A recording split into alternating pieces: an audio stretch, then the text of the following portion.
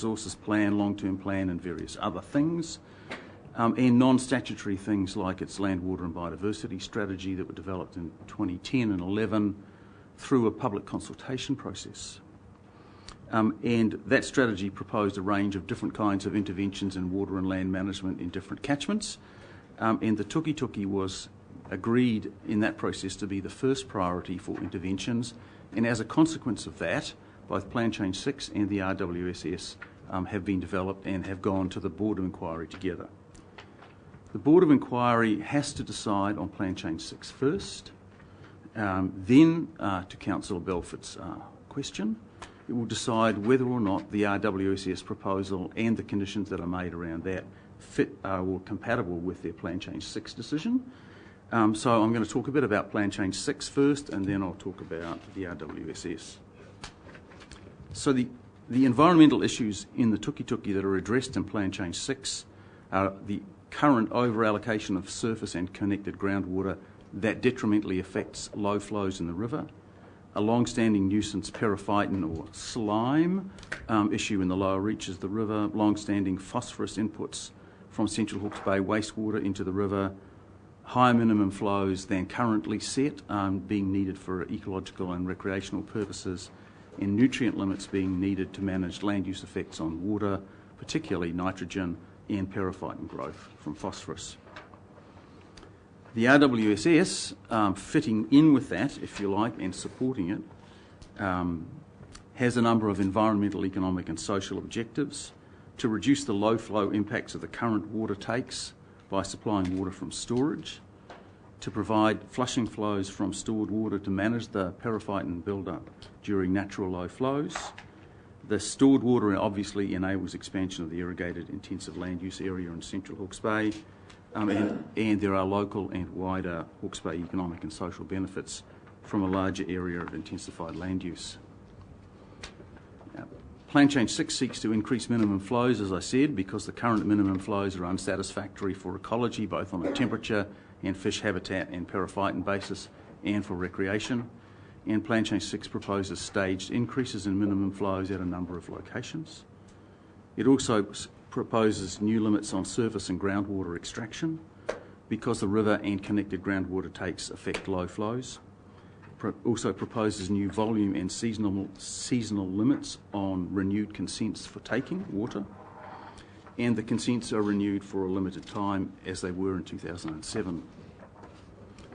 For periphyton control, periphyton growth has been a significant nuisance for recreation and ecology in the lower tuki especially for many years. The scientific evidence that the Council used behind its plan and in its evidence to the Board of Inquiry says that periphyton growth is limited by phosphate, but that Council view and evidence was contested in the EPA hearings. For phosphorus control more generally, Plan Change 6 proposes to progressively remove the wastewater discharges in Central Hawke's Bay, which are a major source of phosphorus to the tuki. There is no net increase for discharge or losses of phosphorus from land use over the whole of the catchment. And it provides specific in-stream limits for phosphorus concentration to limit the rate of periphyton growth. But it's acknowledged in that Plan Change 6 that during extended periods of natural low flow, that periphyton will accumulate.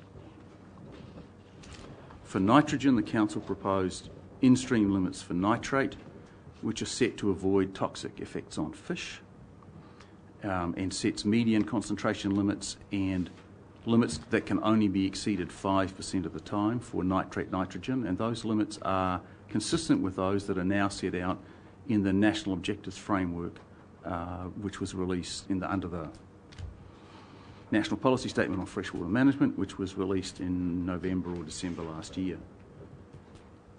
Those protection levels from toxic effects are set at 80% protection from nitrate toxicity or 95%, depending on where in the catchment you are and to some extent on which fish species you're talking about, because they vary a bit in their tolerance.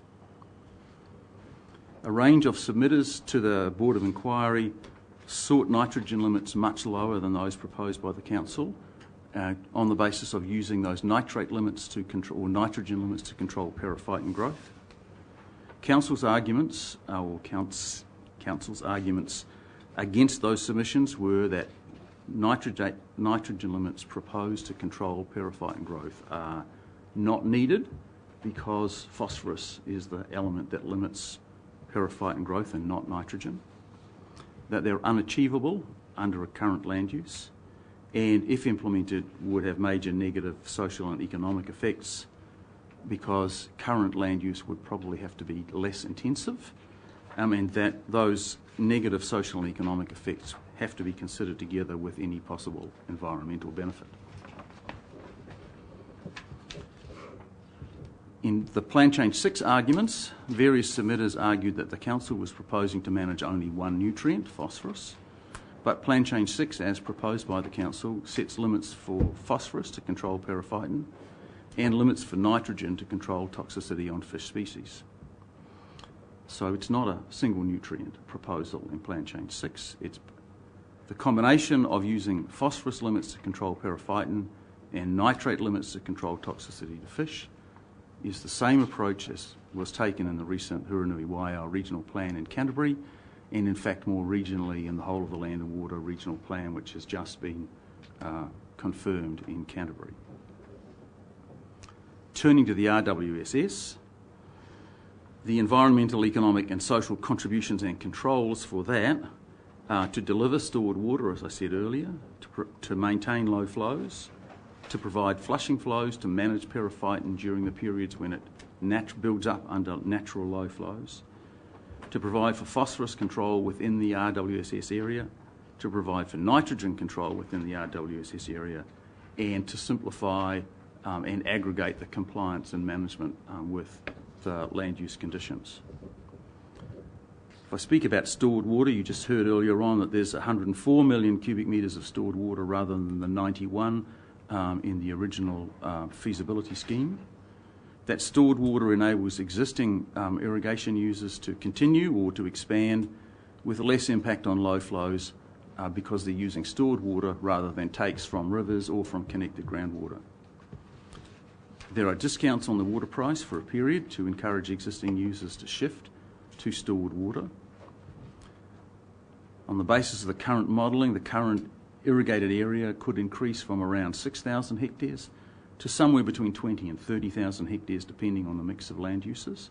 And of course at this stage we don't know what the mix of land uses is.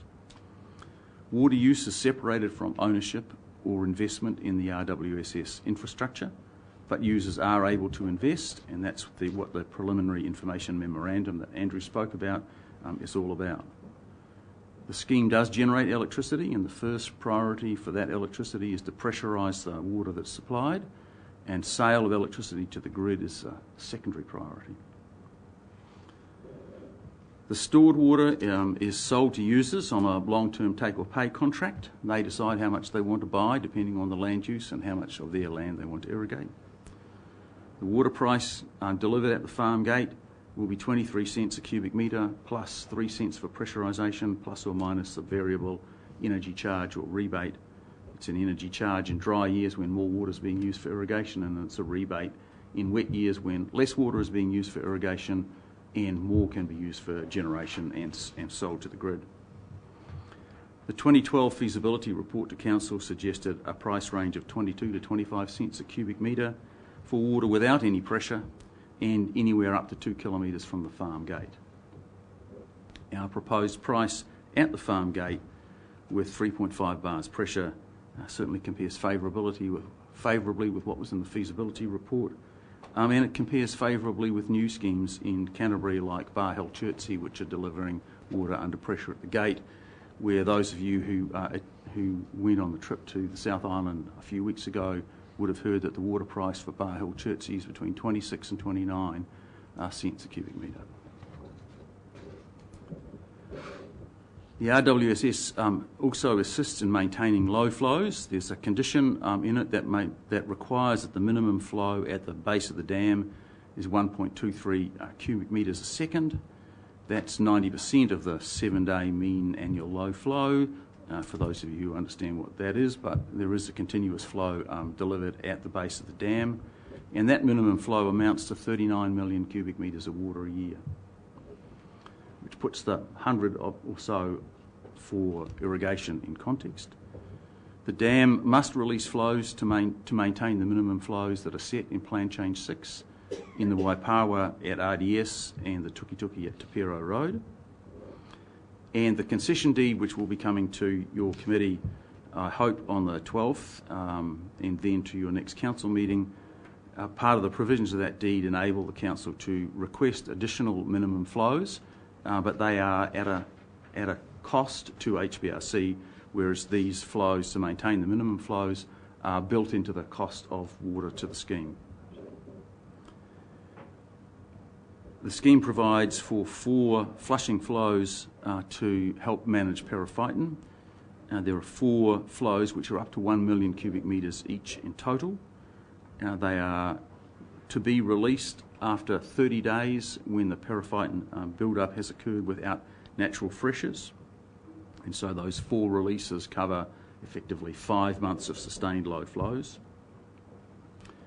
If during a 30-day period there's a natural fresh that occurs after 20 of the 30 days, then the flushing flow is released piggybacked on top of the natural flow to have a higher level of flow. It's not a smaller amount of release. The whole 1 million cubic metres is on top of the natural increased flow. Even within the 1 million cubic metre ones, the flow rate will be around about 30 cumecs. And that is, we're advised, sufficient to disturb the bed material, and council also, to disturb the bed material and slough off the accumulated periphyton. And again, the concession deed enables the council to request additional flushing flows, but again, they're at a cost. We're about to get to that, Councillor Barker. Sorry? So the 4 million cubic metres at a price of 25 cents, just to make the maths easy, is about $1 million worth of water a year. And one could argue that's $1 million worth of environmental benefits that are completely internalised into the water users' costs. They're paid for by water users. The $1 million a year value in perpetuity has a net present value today of about $20 million if you use a 5% discount rate. It's quite a significant contribution. For phosphorus control, land use conditions in the RWSS were essentially unchallenged by expert evidence in the Board of Inquiry hearings. There's a 0 increase in P discharge above the current land use permitted in the RWSS. That's exactly the same as anywhere else in the whole of the Tukituki catchment under Plan Change 6. There's a specific condition that stock have to be excluded from all waterways in the RWSS supplied farms. There are conditions that require the monthly measurement of in-stream phosphorus at a number of locations. For nitrogen control within the RWSS, in-stream nitrate is to be measured monthly again at multiple locations. Median and 95th percentile limits for nitrate within the scheme and within the rivers are set in the land use conditions that are part of the proposal that the Board of Inquiry has seen. Those median and 95th percentile limits are set at what's called Class C waters in the National Objectives Framework. That's 80% species protection against nitrate toxicity in the RWSS area, and at the level for Class B waters, which is 95% protection against nitrate toxicity downstream of the RWSS, again consistent with the National Objectives Framework. All water users supplied by the RWSS must have an approved farm environmental management plan, and they must use best management practices, and the people who do those plans and authorise those practices have to be authorised by the council. All of the farms are audited annually for the first 3 years. Then if they're fully compliant in all 3 years, they'll be audited 3 yearly after that time. But at least 20% of them have to be audited every year. And again, the auditor has to be authorised by the council. These are all specific conditions that are set out in the RWSS consents. There are further controls for nitrate. So the nitrate losses at the root zone from each farm have to be modelled annually using overseer, And then the nitrate inputs to streams from that, and in-stream nitrate is modelled by a NIWA model called TRIM for each subcatchment within the RWSS. Again, there's a specific land use condition requiring this. And if modelling for any subcatchment shows that the in-stream nitrate will be more than 80% of the in-stream limits, then all the farms in that subcatchment have to go back and reset their farm management plans and their practices until repeated runs of the modelling shows that the in-stream nitrate for that subcatchment will be less than 80% of the limit. And they have to do that as many times as is required until it shows that they'll be less than 80% of the limits. There'll be a single global set of consents to the RWSS operator. All the water users supplied by the RWSS are contractually bound to all that long list of consent conditions that I've just talked to you about. The farm environment management plans, the best management practices and the audits are all required by the contract, and there's a specific condition that the water supply contract includes a clause that water supply to any non-compliant user can be cut off and not restored until they can show that they will be compliant with all of those arrangements. If I turn to the commercial and legal structures for the RWSS, as you're aware, it's proposed to be a 70-year build, own, operate and transfer, or BOOT project under a concession deed from the council. It's modified in a couple of ways, which I'll talk about in a minute. It's proposed that the legal structure to operate the scheme will be a limited partnership, to be called the Ruataniwha Water Limited Partnership. The concession deed that I've spoken about is between the council and that limited partnership to operate the scheme.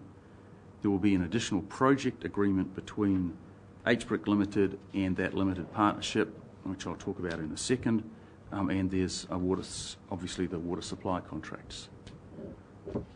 Under the BOOT, the ownership of assets reverts to the council at the end of the 70-year concession period, except for the fraction that's owned by local investors and farmers, and the fraction that's owned by iwi, and those will have perpetual ownership of their fraction of the assets. The commercial investors or institutional investors in the scheme need to write off their investment over 70 years, and so they need higher returns than HBRIC Ltd or the other perpetual owners in order to compensate them for the fact that their investment in it is written off over 70 years. The limited partnership legal structure enables the gross or pre-tax profits or losses to pass through to each limited partner investor, who can then combine those with the profits or losses of their other business activities. There will be a subordinate limited partnership for farmers and local investors to group their investments together. The limited partnership agreement sets out the rights of the investors, obviously, and the governance arrangements for a general partner, which is required under the Limited Partnerships Act. And that general partner will operate and manage the infrastructure and the business for the limited partnership. This is all pretty standard stuff under limited partnerships and under the Limited Partnership Act. The concession deed between the limited partnership and the council basically covers all the statutory and regulatory functions of the council and keeps those in a single document in relationship between the council and the limited partnership.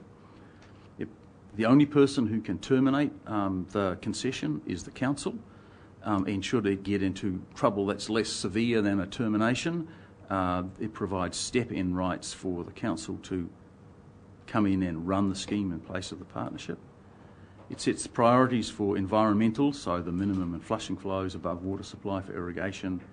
It sets out the basic rules for the water supply contract and rules for water allocation in years where there may be a shortfall, and it sets out a very comprehensive framework for the maintenance of the assets to ensure that their condition is in top shape when they're handed back at the end of the concession period. There is a project agreement which sets out the commercial and legal arrangements other than the investment in the limited partnership between HBRIC Ltd and the limited partnership. And that primarily covers land which has been acquired for the designation, for the head race and under the dam, which has to be owned by a public entity. So it can't be owned by the limited partnership, and ideally it's not best owned by the council, so the arrangement is that it's held by HBRIC Ltd, and any intellectual property that has been developed by HBRIC will also be licensed to the limited partnership via that agreement. I've talked about the water supply agreement or water supply contract, so I probably don't need to talk much more about that. The limited partnership has obviously commercial investors involved or institutional investors. The council approved a confidential term sheet and MOU which were agreed and announced in mid-2012. Those commercial investors have significant priority rights to early cash flows generated by the scheme to meet their return requirements. They have part funded the development expenditure, and if the project doesn't proceed simply because the council decides not to invest, their contribution to those development costs needs to be repaid by the council, and again, council has approved that in the past. HBRIC Ltd will be a significant equity investor. Depending on the level of investment by local investors, we could be up to 40% at the outset. Development costs that we've incurred will be capitalised as part of our investment, so not all of our investment will be in cash. We will get a lower rate of return than commercial investors, and we have a lower priority for cash returns until the Crown Irrigation Investments exits. When the Crown Irrigation Investment money has been exited from the scheme, HBRIC will have the same rate of return as the commercial investors for the remainder of the concession period, and that exit of the Crown is probably around about 15 years, so we will have about 55 years of the same rate of return as the commercial investors.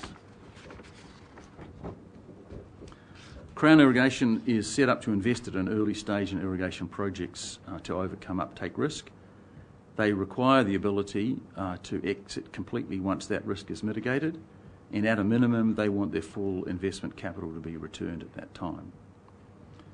We're close to completing a term sheet with Crown Irrigation and the other investors, and we expect, again, as Andrew said earlier, that Crown Irrigation will provide a substantial level of debt rather than equity financing at a modest interest rate plus an administration fee. To aggregate the investment of local farmers, water users and others, there will be a subsidiary or a separate limited partnership which we're planning to call the Tuki Investment Limited Partnership, and that is what the preliminary information memorandum describes, which will be sent out later this week, followed by a full information memorandum in March. The investment from that is in the limited partnership is anticipated to be as convertible debt. Again, debt at a moderate interest rate until the Crown exits, and then that debt will convert to equity with perpetual ownership rights from there on, and having the same returns as the commercial investors and HBRIC. So once we get past this uptake period, essentially everybody is in the scheme on the same terms as far as rate of return is concerned. The commercial guys have got paid early on when the time value of money is very helpful, and that compensates them for the fact that they don't have any ownership at the end. We've talked about construction and capital costs, so I don't think I need to cover that anymore.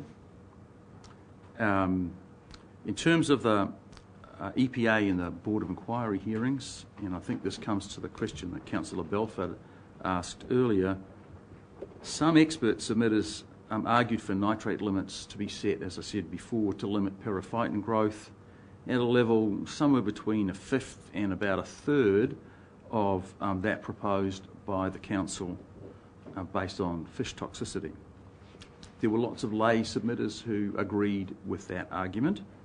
The council as applicant for Plan Change 6 argued, as I said, that that lower nitrate limit is not needed, it's not achievable under current land use, and would have very substantial negative economic and social effects. The Board of Inquiry has to decide which of those two limits to choose, and they're based on separate effects. So they really have to decide one or the other. It will be quite difficult for them to choose something in the middle, is my understanding. The Board of Inquiry in the process asked experts to conference and see if they could agree a total cap for nitrate from the nitrate losses from the catchment, and that was broadly agreed and proposed at 4,000 and some small number above 4,000 tonnes at Black Bridge, and that may be included in the final decision. There were some other smaller changes made, which are probably not worth me going into, but they included what Councillor Belford referred to as the flurry of negotiations with Ngāti Kahungunu Incorporated and a number of Heratonga hapu, which added some members to what had previously been described as the Mana Whenua Working Party or Working Group, and renamed that as the Kaitiaki Runanga, and also added an additional project to assess the effects of flushing flows in the lowermost Tuki. In regard to the RWSS, in the Board of Inquiry hearings, the technical evidence on the infrastructure, both the dam and the distribution, on engineering, on seismic risks, and on almost anything, actually, in relation to the engineering evidence, was not challenged by other expert evidence. The package of consents, and I think there are 13 or 14 separate resource consents for the RWSS, including 10 pages of land use consents and specific conditions, were essentially not challenged by expert evidence. The on-farm economics for the RWSS were challenged by some, but mostly non-expert submissions. No one challenged or cross-examined HBRIC's expert witnesses on the on-farm economics. The region-wide economic benefits that were argued for were largely unchallenged by expert evidence, and so we think that the proposed RWSS consents and the land use conditions for the RWSS are likely to survive largely unchanged by the Board of Inquiry's decision, because they have to decide on the basis of the evidence that's put in front of them, subject to what is decided as the nitrate limits in the river in Plan Change 6. So it very largely hangs on what the Board of Inquiry decides about nitrate limits in Plan Change 6.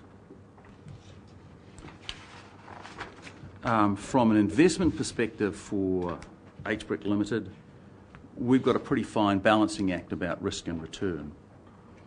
The cash returns to HBRIC are low in the uptake period, but the cash returns to us are very good after the Crown exits. The value of our interests in the limited partnership increases during the uptake period, especially towards the end, and after the Crown is exited. We could sell some of our interests at a low value, probably, in the earlier part of the uptake period, but we'd miss out, if we did that, on some strong cash returns after the Crown is exited. We could retain negative control, if you like, sell down to 25.1% interest by selling some of our interests, but counterbalancing that, we will have almost certainly a majority ownership at the end of the concession period when the commercial investors' interests revert back to the council. We could also sell some of our interests during the uptake period or later to farmers and users and local investors to encourage local ownership, but we would have to be very careful that we sold those at a fair value so that we don't effectively socialise the early stage with risks, with low returns, and privatise the later stage profits. So exactly where we wind up during the course of this project assuming that it does actually go ahead. We have some interesting balancing act decisions, and so will you as our shareholders, about the extent to which we participate in this at the beginning and how we manage our investment in it later. So happy to take questions at this point, Chair.